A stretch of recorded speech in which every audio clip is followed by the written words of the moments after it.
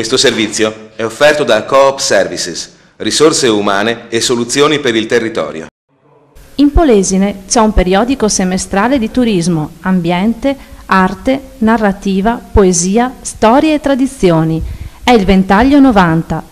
Mercoledì 16 marzo, in sala consigliare a Badia Polesine, è stata presentata l'edizione di gennaio 2011, dove è presente anche l'articolo di Claudio Vallarini sulle decorazioni realizzate nel municipio durante il corso FSE erogato da Coop Services. Il taglio proprio di questa rivista è cercare di evidenziare quello che c'è di positivo sul piano culturale, sul piano turistico, della conoscenza dei luoghi, e devo dire la verità, insomma, che in questi 20 anni di attività della rivista abbiamo veramente messo in evidenza tante cose che non conoscevamo. Quindi io per primo sono venuto a conoscenza di tanti aspetti della nostra terra che, come sapete, un tempo era considerata un po' una terra abbandonata dagli uomini e dalle divinità, che invece ha tanti motivi per farsi apprezzare ed essere giustamente valorizzata. La serata è stata organizzata dall'Assessorato alla Cultura e dalla Biblioteca Civica Bronziero di Badia Polesine.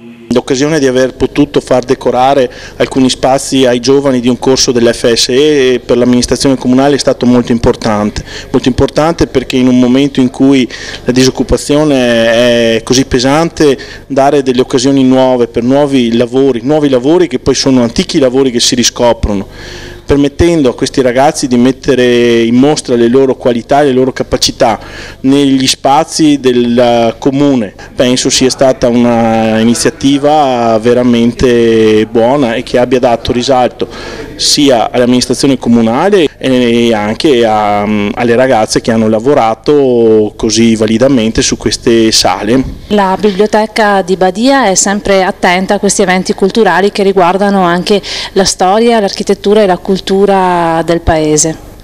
Sì, ci sono diverse iniziative con cui la biblioteca si muove per recuperare sia la memoria storica del nostro territorio, sia nel promuovere gli autori anche locali. Questa sera con la presentazione del Ventaglio 90 avremo l'occasione di conoscere una rivista che tratta appunto di beni architettonici ma di tematiche culturali e ambientali su tutto il nostro territorio.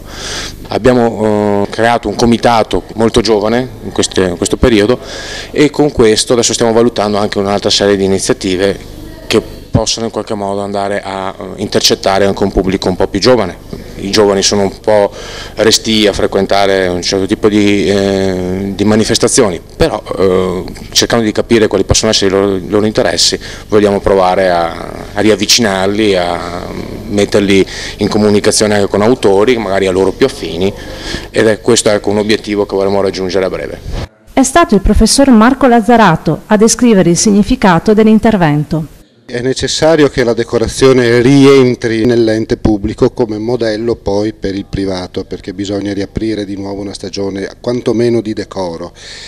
Nel caso specifico siamo entrati nel comune di Badia come cantiere, oltretutto dimostrativo di un corso di alta formazione, quindi è 2 volte più importante l'operazione perché è modello in sé, ma è anche sbocco, cantiere, laboratorio per giovani lavoratrici aspiranti poi ad inserirsi stabilmente nel mondo del lavoro, perché questo poi era l'obiettivo del corso.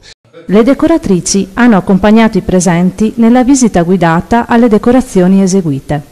Avete fatto prima un progetto di ricerca per capire che tipo di decorazione andava fatta? Abbiamo fatto 2 proposte, una proposta diciamo un po' più classica e una Liberty, e abbiamo deciso per quella Liberty appunto perché il salone principale è in questo stile e quindi abbiamo cercato di riproporre qualcosa che andasse ad accordarsi con il salone centrale. È stata una bella responsabilità, però siamo tutte soddisfatte.